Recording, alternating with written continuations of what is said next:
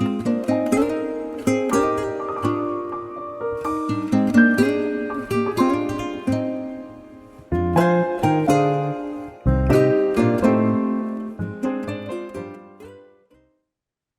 afternoon. Following this series of interviews called Bâtir, autrement, or Building Differently, today I have the honor of having Madame Christina Cameron with us.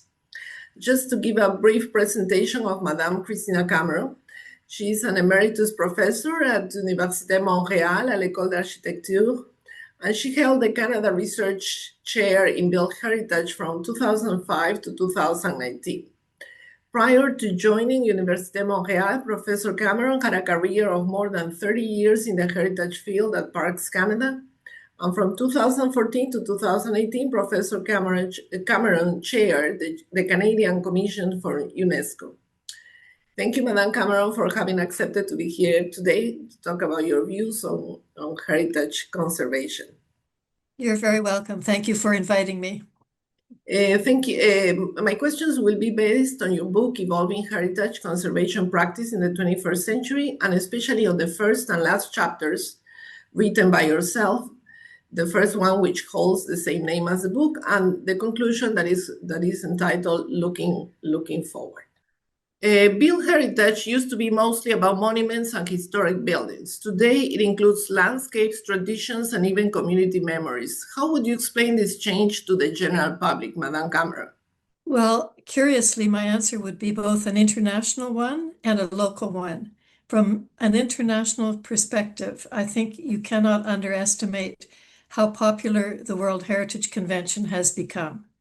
It's clearly the flagship program of UNESCO and clearly the darling of the tourism industry, for starters, and people plan out their trips to see World Heritage sites. So people on the international level, that has kind of validated the importance of heritage, which wasn't really there before.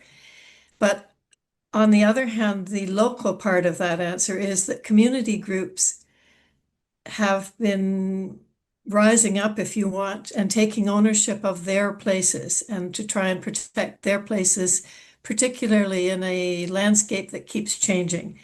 There has been so much change in our urban fabric and so many demolitions, in addition to all the other destruction that is not anybody's fault, that people are really trying to anchor their reality in the experience of their place. And so there's that local real interest, and then there's this other international validation of heritage being important. Thank you.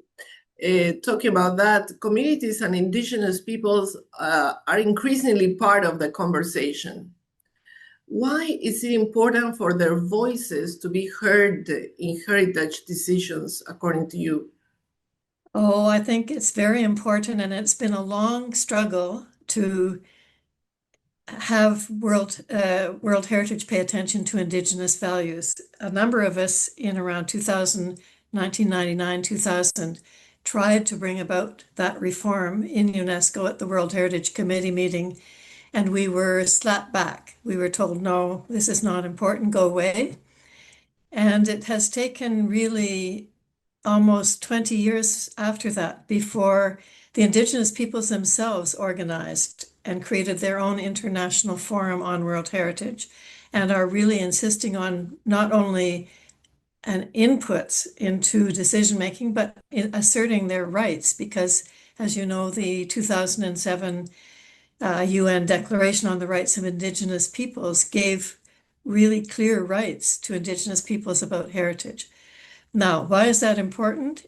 It's important because Indigenous peoples bring a much broader view and a more holistic view of what the significance of heritage is. And it's much more the interconnection between nature and culture. And often it's the spirit of place, almost intangible, as opposed to built heritage. And that's a very important shift, I think, that has happened, that has actually affected the way all the practice in conservation has occurred. Exactly. We've been observing a phenomenon lately local communities are continuing with the same topic. Local communities are raising their voices about built heritage conservation, especially when a building to which they are attached is at risk of demolition. What do you think are the biggest obstacles to truly listening to local communities, if there are so, according to you? Oh, there are several. I think there are some administrative ones, and then there are also local community ones. The administrative ones relate to other governments or governments of at the municipal and the provincial level, particularly, where they have reduced the how can I say that?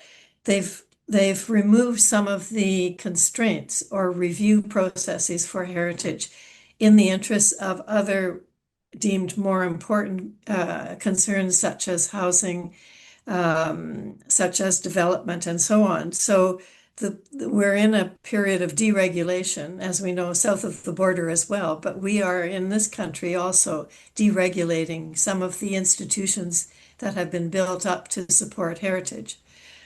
On the other hand, I think heritage people have not managed very well to make the argument beyond heritage values, to make the argument of the importance to sustainability, of the importance to meaning of life and well-being and so on. All of those arguments can be made.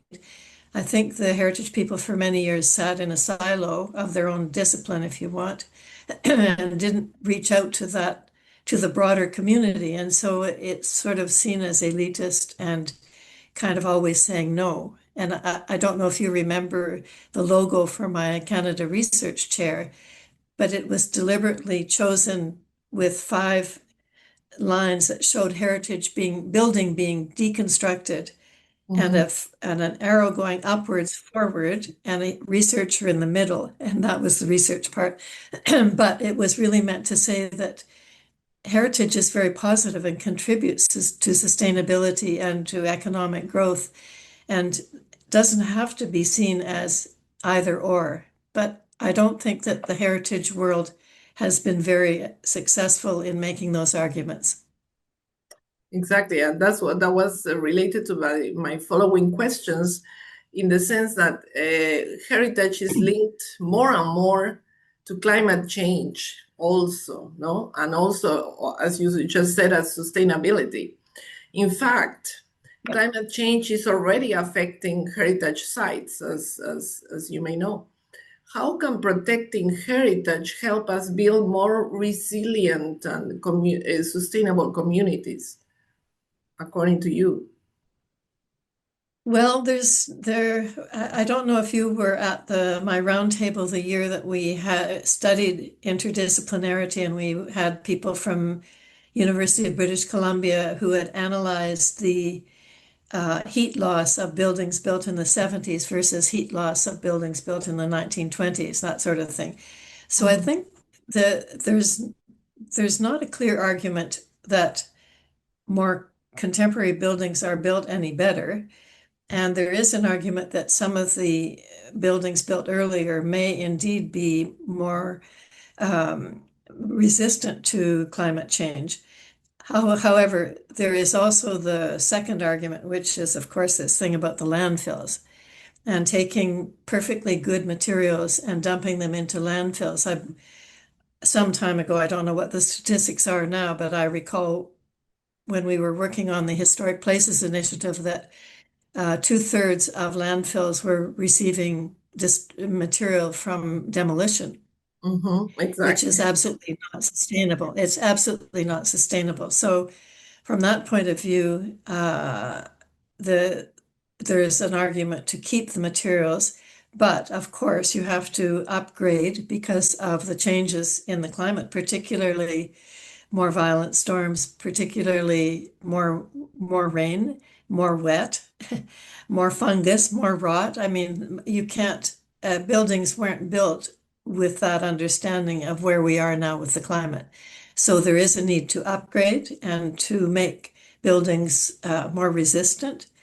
And I guess in the future, not to be building buildings that are so close to water, which everybody Mhm. wants to do, and municipalities like it. It's more tax dollars and so on, but the whole flood zone issue is one that is quite serious because builders are currently still building in flood zones, which makes no sense, knowing where we're going. Exactly. Yes. Thank you. You've worked, Madam Cameron, you've worked in both government and academia. How has moving between those two worlds shaped how you see heritage conservation? Well, in an odd way, in the academic community, it is more theoretical. Uh-huh. And the stakes are not as high because at the end of somebody's study, whether that's a master's degree or a PhD, as the one you're doing, um, at the end of that process, it doesn't translate into practice. Mhm. In the university in Parks Canada, I was responsible for what some people call the biggest um, university department of historians, archaeologists, materials conservators, interpreters, and so on. I had a very big group of people that worked with me for the program, but it was actually translated into practice. All of that work was being channeled through from an identification of what is heritage to actual conservation interventions. And Mhm. that's not so true in academia. It's odd because it should actually, in my mind, it should have, in a way, been the opposite. But I would say my experience in parks was really having the joy and the privilege of seeing so many interesting projects and experimental and innovative ways of intervening. The practice was really quite interesting.